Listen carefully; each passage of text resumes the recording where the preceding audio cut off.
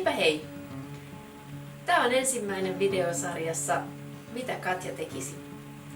Ja tänään mä mietin, että miten mä sisustaisin makuuhuoneen. Eli kysymys kuuluu näin. Ideoita kaivataan. Tässä pohjamuutoksen jälkeen tuleva makuuhuone. Seinä on vielä yhdestä kohdin auki, kun mietitään vielä uudestaan, mihin ovi sijoitetaan. Päänvaivaa aiheuttaa lasipariovien ja kaapistojen sijoittelu sekä mitat. Huone on mitoiltaan 3600 x 4400 milliä. Huoneeseen tulisi vaatekaappi 2 ihmiselle, 2 metriä leveä ja 60 senttiä syvä. Sänky, 1,60 m leveä ja 2 metriä pitkä. Meikkipöytä valoilla ja lokeroilla, joka olisi mahdollista sijoittaa kaapiston sisäänkin. Ja sitten murheenkryyni, eli miehen karmea ja feng shuini tuhoava pelitietokone ja tuoli. Tämän tulisi olla huoneessa mahdollisimman huomaamaton. Miten siis sisustaisin tämän makuuhuoneen? Lähdetään katsomaan. Tässä meillä on tämä alkuperäinen pohjakuva. Lasipariovet täällä, jotka vie olohuoneen keittiöön. Täällä vasemmalla on lastenhuone ja sieltä on ovi tänne vanhempien makuuhuoneeseen. Sitten meillä on terassille vievä ovi.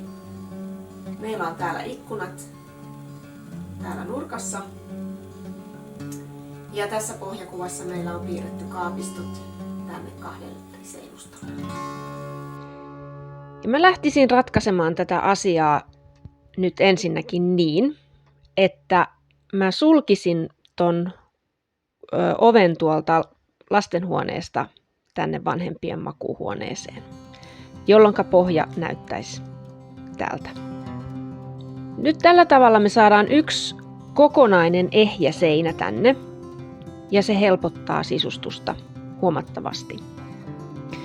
Tästä kysymyksestä ja kuvauksesta ei käy ilmi, että onko lastenhuoneesta kulkua mistään muualta tänne muualle asuntoon kuin täältä vanhempien makuuhuoneen kautta, mutta oletan, että näin on.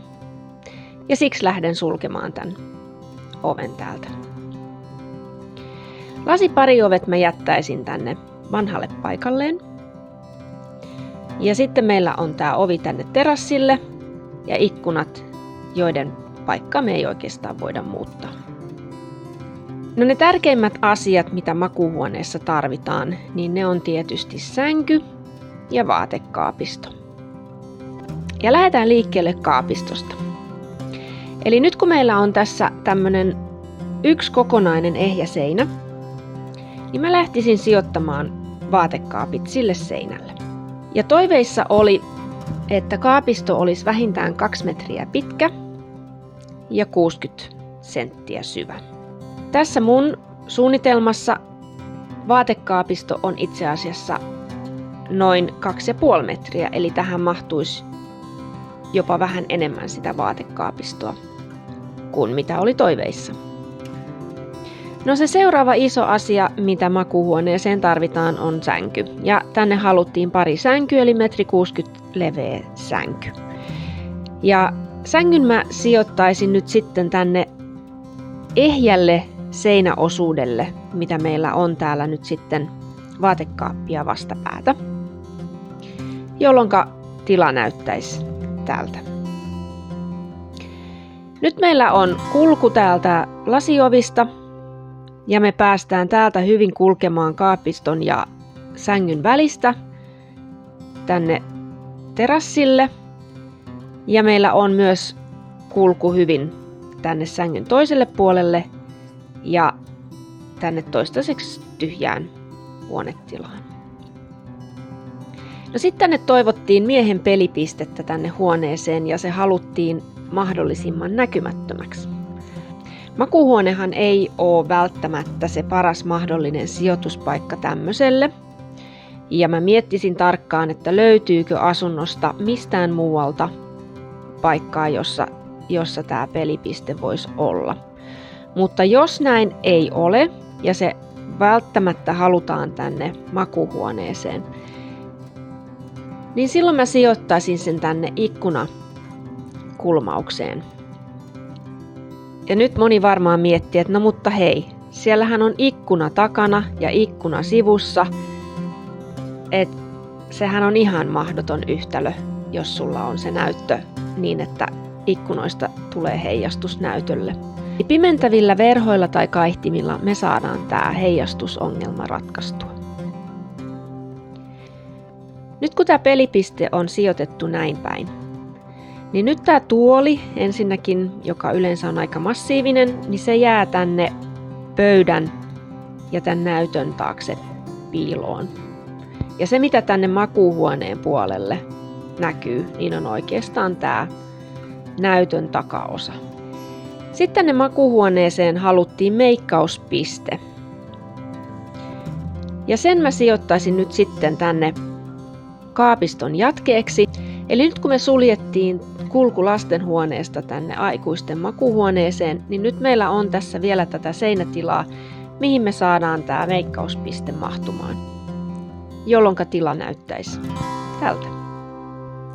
Nyt meillä on vielä hyvin täällä tilaa kulkea tässä huoneessa, eli kulku huoneeseen tapahtuu täältä lasipariovien kautta.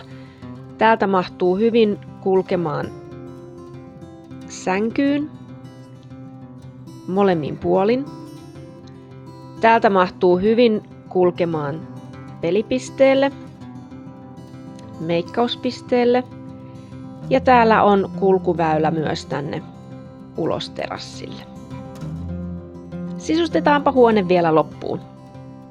Eli nyt meillä on toiveissa olevat toiminnot kaikki sijoitettuna tähän huoneeseen niin kuin minä näkisin ne järkevästi ja toimivasti. Huone kaipaa vielä vähän joitakin elementtejä, jotta siitä saataisiin kodikas ja mukava makuuhuone. Joten lisätäänpä sinne matto sängyn alle, taulu tänne sängyn taakse seinälle, valaisimet työpöydille, vähän viherkasvia ja verhot tänne ikkunaseinille. Ja valmis sisustettu huone näyttäisi minun vision mukaan tältä. Ja nyt te huomaatte, että mä oon valinnut tänne pelipöydäksi tällaisen pöydän, jossa on taustalevy. Tämän taustalevyn ansiosta me saadaan tämä näkymä tänne makuuhuoneen puolelle siistiksi. Eli nyt me voidaan piilottaa kaikki piuhat ynnä muut tänne pöydän alle ja tämän levyn toiselle puolen, niin että ne ei näy, kun tullaan sisään huoneeseen, eikä ne näy tässä, kun makoillaan sängyssä.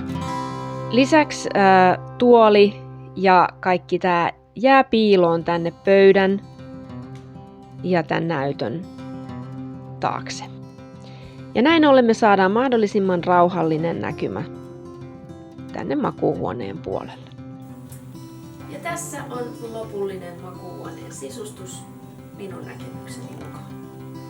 Jos haluat nähdä lisää näitä videoita, kommentoi alle, lähetä oma kysymyksesi ja ota kanava seurantaan. Ensi kertaan.